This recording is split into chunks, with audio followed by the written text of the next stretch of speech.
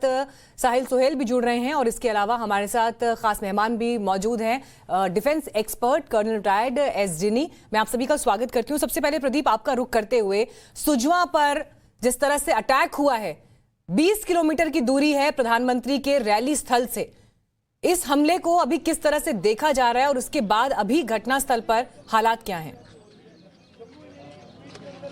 देखिए, मैं इस समय जलालाबाद एरिया में हूँ। यहीं पे एनकाउंटर हुआ था सुबह 3:30 बजे। मैं आपको दिखा सकता हूँ, जैसे ही सुरक्षा बलों को पता चला कि यहाँ पे 2 आतंकवादी छुपे हैं, उन्होंने इस इलाके की घेराबंदी की। जैसे ही कॉर्डन और सर्च ऑपरेशन हुआ, उसी समय आतंकवादियों ने फायरिंग की। आप देख सकते हैं कि उन्होंने ग्रेनेड भी दागा और ग्रेनेड की वजह से आप देख सकते हैं ये पुलिस की जिप्सी की हालत, ये पूरी तरह से छन्नी बना दिया इसको पूरा। ये पूरा आप देख सकते हैं सुराख हो गए हैं। उसके अलावा यहाँ पे फायरिंग भी की गई, जिसकी वजह से कुछ सुरक्षा इंजर्ड हो गए। उसके बाद उन्होंने एक और ग्रेनेड दागा, जिसकी वजह से सीआईएसएफ की गाड़ी में ग्रेनेड लगा। आप देखिए गोली के निशान। और बिल्कुल आपने सही कहा, ये इलाका जो है सिर्फ 20 किलोमीटर की दूरी पे है पल्ली पंचायत, जहां पे प्रधानमंत्री 24 अप्रैल को यहां पे लोगों को संबोधित करेंगे। 1 लाख के करीब लोग वहां पे आएंगे। उसके अलावा 700 पंचायत पूरे भारतवर्ष में जितनी भी हैं, उनसे बातचीत करेंगे वर्चुअली। आपको मैं दिखाता हूं यहां की सिचुएशन। आप देख सकते हैं यहां पे शीशा, गाड़ी ऐसे ही सीआईएसएफ की जा रही थी तो वहां पे ग्रेनेड दागने की वजह से आप देख सकते हैं ये कांच के टुकड़े पूरी तरह से आप देख सकते हैं कि किस तरीके से उन्होंने वहां पे ग्रेनेड मारा। ग्रेनेड की वजह से सीआईएसएफ की गाड़ी पर ग्रेनेड लगता है, जिसमें सीआईएसएफ के जवान जख्मी हो जाते हैं। अभी भी इस इलाके को पूरी तरह से कॉर्डन किया गया है। आप देख सकते हैं सीनियर पुलिस ऑफिसर मौका वारदात पे है, पूरी तरह से जायजा ले रहे हैं, क्योंकि ये 2 आतंकवादी थे, ये जैश ए मोहम्मद के थे, बताया जाता है फॉरेन टेररिस्ट हैं, अपने साथ भारी मात्रा में गोला बारूद लेकर आए थे। लेकिन इन बहादुर जवानों को सल्यूट करने का मन करता है। एक बार फिर से अपने सीने पर इन्होंने गोलियां ली, अपने सीने पर इन्होंने ग्रेनेड के छर्रे लिए, लेकिन आतंकवादियों को बाहर निकलने नहीं दिया। दोनों आतंकवादियों को मार गिरा है। लगातार देखा जा रहा है कि आतंकवादियों की कोशिश हो रही है नॉर्मलसी को डिस्टर्ब करने के लिए, प्रधानमंत्री के प्रोग्राम को डिस्टर्ब करने के लिए। लेकिन अब लगता है कि प्रधानमंत्री के प्रोग्राम में अगर पहले 1 लाख आ रहे थे, बीजेपी के लोग कह रहे हैं कि अब और ज्यादा आएंगे, क्योंकि अगर ये पाकिस्तान और पाकिस्तान के बाड़े के आतंकवादी सोचते हैं कि इन घिनौनी हरकतों से वे लोगों को डरा पाएंगे, तो वो भूल जाएं। क्योंकि हमने लगातार देखा है कि जैसे लश्कर इस्लाम ने पोस्टर निकाला कश्मीर में, उन्होंने कश्मीरी हिंदुओं से कहा या तो आप इस्लाम कबूल करिए, नहीं तो आपको कश्मीर छोड़ना पड़ेगा। उसके बाद हमने देखा कैसे टारगेटेड किलिंग की गई, कश्मीर हिंदुओं को मारा गया, गैर कश्मीरियों को मारा गया। उसके साथ साथ कई और लोगों को भी टारगेट किया गया, सरपंच को भी टारगेट किया गया। अभी भी आप देख सकते हैं यहाँ पे पूरी तरह से इलाके की घेराबंदी है। वजह यह है कि इन आतंकवादियों के पास इंप्रोवाइज एक्सप्लोसिव डिवाइस था। इन्होंने अपने साथ आईडी रखा हुआ था, जिसको न्यूट्रलाइज करने में इस समय सुरक्षा कर्मी लगे हुए हैं। यही एक वजह है कि उस मकान की तरफ किसी को जाने नहीं दिया जा रहा है। दीवार बन के सुरक्षा कर्मी इस गली के बाहर खड़े हुए हैं ताकि कोई अंदर न जाए। वो चाहते हैं कि जो वो आईडी है वहां लगी हुई, उसे न्यूट्रलाइज किया जाए। देखिए उनका मंसूबा क्या था, या अगर वो मारे जाते हैं तो उसके बाद भी वो कैजुअलिटी इन्फ्लिक्ट करना चाहेंगे। बिल्कुल, फिदाई हमले जैसी भी एक कोशिश थी। मैं लौटती हूँ प्रदीप आपके पास, और हमारे साथ इस वक्त डिफेंस एक्सपर्ट डिनी साहब भी मौजूद हैं। और डिनी साहब देखिए, 10 फरवरी 2018 सुजवा में एक आर्मी कैंप पर जैश ए मोहम्मद के फिदाइन दस्ते ने हमला किया था और इस हमले में 5 जवान उस दौरान शहीद हुए थे। क्या उसी तरह के एक और फिदाइन हमले को अंजाम देने की कोशिश थी, वो भी ऐन पहले प्रधानमंत्री के दौरे से? जी, मुझे लगता है इसको आप अगर देखें, ये पुलवामा टाइप अटैक की कोशिश कर रहे थे। ये कॉन्वॉय जा रहा था, उस कॉन्वॉय पे अटैक करने की कोशिश किया था और उस कोशिश में वो नाकाब हुए हैं, जैसे आपके रिपोर्टर प्रदीप जी बता रहे थे। तो मेरे ख्याल से एक sensational attack, Pulwama type sensational attack की साजिश थी। और साथ में उसके कारण भी बहुत है। अगर आप देखें तो पाकिस्तान के अंदर जो हो रहा है, पाकिस्तान के अंदर काफी प्रॉब्लम्स चल रहे हैं। उनके जो सेना है उसके ऊपर लोग आज खासतौर पे इमरान खान के जो सपोर्टर्स है वो खुलेआम उनको बेइज्जती कर रहे हैं। तो ऐसे हालात में पाकिस्तान सेना जो है हमेशा ही कुछ ना कुछ लाइन ऑफ कंट्रोल में या कश्मीर के अंदर हमेशा किया है। और ये पूरे डिफेंस एनालिस्ट या जो भी डिफेंस एस्टैब्लिशमेंट है वो जानते थे कि इस तरह के जो कारनामे वो पक्का करेंगे।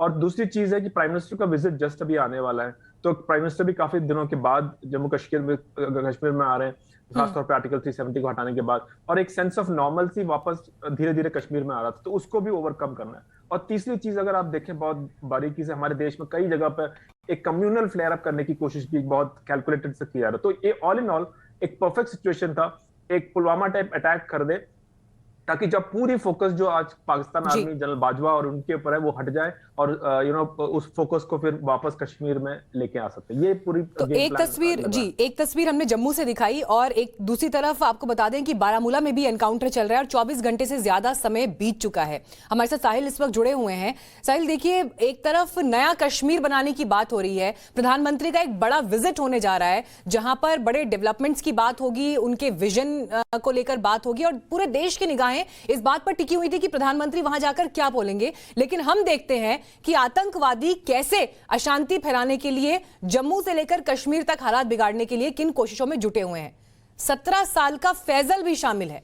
माता पिता सरेंडर करने की अपील कर रहे हैं, लेकिन हालात क्या हैं वो पूरे देश के सामने हैं। क्या ग्राउंड रियलिटीज हैं, अभी तक क्या जानकारी आप तक पहुंच रही है? देखिए, ये एनकाउंटर अब पिछले 24 घंटे से जारी है। 24 घंटे से ज्यादा का समय हो गया है। कल सुबह सवेरे से ये एनकाउंटर चल रहा है। 5 मिलिटेंटों की खबर थी, वहां पे 4 मिलिटेंट जो है उनको पुलिस ने मार गिराया है। जम्मू कश्मीर पुलिस ने इसकी पुष्टि की है। उसके बाद जो है कल पहले से जो इस ऑपरेशन में इसलिए ज्यादा टाइम लग गया कि सिक्योरिटी फोर्सेस और खासतौर पे जम्मू कश्मीर पुलिस आर्मी लगातार ही कोशिश कर रहे थे कि जो 17 साल का फैसल है वो सरेंडर करे। उसके लिए उन्होंने मिलिटेंटों के साथ भी राब्ता किया था, फोन पे उनके साथ बात की। आर्मी ऑफिसर ने डायरेक्ट ऑफर किया। उसके बाद जो है जिस मिलिटेंट के साथ बात हो रही थी उसने भी ये इंडिकेट किया था, ये सिग्नल दिया था कि फैसल वापस जाना चाहता है। अब उसके बाद क्या हो गया कि लगातार जो फॉरेन टेररिस्ट वहां पे उस एनकाउंटर में फंसे थे उन्होंने फायरिंग करना जो है शुरू कर दिया और इस वजह से जो है बाद में फैमिली को भी लाया गया था। फैमिली को भी हमने सुना वहां पे जो है स्पॉट पे एनकाउंटर स्पॉट पे पहुंच गए। उन्होंने भी लगातार उनसे अपील की कि 17 साल का लड़का है, इसको वापस भेज दीजिए। और लगातार जो मिलिटेंटों के खिलाफ भी वो फैमिली है उन्होंने बोला, उन्हें जेबचोर के हवाले से भी बात की, वो कि जेबचोर है और बड़े जालिम है जिन्होंने इस छोटी उम्र में इस नौजवान को अपने साथ लिया जो महज 17 साल का है। तो फिलहाल 4 मिलिटेंट इस एनकाउंटर में मारे गए हैं। अभी एनकाउंटर जारी है, दोनों तरफ से गोलियां चल रही है और कितने इसमें हो सकते हैं क्योंकि सिर्फ 5 मिलिटेंटों के छिपे बैठने की खबर थी। अब आने वाले टाइम में देखना होगा कि कितने मिलिटेंट इसमें टोटल मारे जाते हैं। और फैसल के हवाले से भी जम्मू कश्मीर पुलिस और आर्मी लगातार ज्वाइंटली इस पे बात करेगी क्योंकि लगातार कल से हमने देखा कि उससे सरेंडर करने की अपील की जा रही है। जी, मैं लौटती हूँ साहिल आपके पास, लेकिन इस बीच हमारे पास शहीद हुए जवान CISF के ASI SP पटेल की तस्वीर इस वक्त मौजूद है। आप शहीद हुए हैं इस एनकाउंटर में। वहीं head constable Balraj Singh, SPO Sahil Sharma, head constable Pramod Patra, CISF constable Aamir Soren और एक और जवान हैं जो इस हमले में घायल हुए हैं। तो देखिए, ये वो तस्वीर है फोर्सेस की जो आतंकियों से लोहा लेने के लिए जम्मू कश्मीर ग्राउंड पर मौजूद हैं। लेकिन आज हमने एक और जवान को यहां पर खो दिया और जैसे हमारे साथ डिफेंस एक्सपर्ट बात कर रहे हैं कि पुलवामा जैसे हमले को अंजाम देने की ये एक कोशिश थी। प्रदीप, फोर्सेस वहां पर लोहा लेने के लिए जुटी हुई हैं। प्रधानमंत्री को वहां पहुंचना था। नए कश्मीर की बात होती है, लेकिन नए कश्मीर की बात में सबसे बड़ी चुनौती जो है वो आतंकवादियों की चुनौती है। उनको नेस्तनाबूद करने की, उनको न्यूट्रलाइज करने की चुनौती है। और हम ये देख रहे हैं कि पुलवामा जैसा एक अटैक पूरे देश ने देखा, लेकिन उसके बावजूद अगर CISF की गाड़ी पर घात लगाकर हमला हो पा रहा है तो ये एक बड़ा चैलेंज है। बिल्कुल आपने सही कहा। देखिए, ये सुंजवा का इलाका, ये पहली बार ऐसा नहीं हुआ कि यहाँ पे अटैक किया गया। 2003 में भी सुंजवा आर्मी कैंप के अंदर आतंकवादी घुस गए थे जिसमें 12 के करीब जवान शहीद हुए थे। 2018 फरवरी के दिन भी 3 जैश ए मोहम्मद के आतंकवादी सुंजवा कैंप में दाखिल हो जाते हैं और वो 6 जिसमें कि जवान और एक JCO मारा जाता है, शहीद होता है और उसके साथ साथ 3 आतंकवादियों का सफाया भी किया जाता है। इस बार भी प्रधानमंत्री के दौरे से पहले कुछ ऐसा ही करने की उनकी साजिश थी। वो चाहते थे कि किसी तरीके से ऐसा ही कोई बड़ा कारनामा करें जिसकी वजह से यहाँ पे जो अमन अमान है वो पूरी तरह से खलल उसमें पड़े, क्योंकि वो शांति नहीं देख सकते, नॉर्मलसी नहीं देख सकते। क्योंकि पिछले अगर कुछ दिनों से देखें लगातार टूरिस्ट आ रहे हैं, रिकॉर्ड तोड़ टूरिस्ट आ रहे हैं। अगर हम खाली बात करें ट्यूलिप गार्डन की, लेकिन प्रदीप, अगर आतंकवादियों की स्ट्रैटेजी, उनकी रणनीति की ही बात हो, मैं इस बात का जिक्र कर रही थी कि पुलवामा जैसा अटैक हमने देखा, लेकिन उसके बावजूद अगर ये सूचना बाहर जा रही है कि किस समय गाड़ी का मूवमेंट होगा, कहां पर उस पर अटैक होगा, उस जगह को जो है चिन्हित कर लिया गया, लेकिन यह हमला तो हुआ ना। बिल्कुल आप सही कह रहे हैं, यानी कि उसका मतलब है कि यहाँ पे स्लीपर सेल और उनके मॉड्यूल कुछ काम कर रहे हैं जो उनको मदद कर रहे हैं शेल्टर प्रोवाइड करने में। सुंजवा के इलाके में अक्सर हमने देखा है कि टेररिस्ट को शेल्टर दिया जाता है, ये ट्रांजिट पॉइंट की तरह यूज किया जाता है।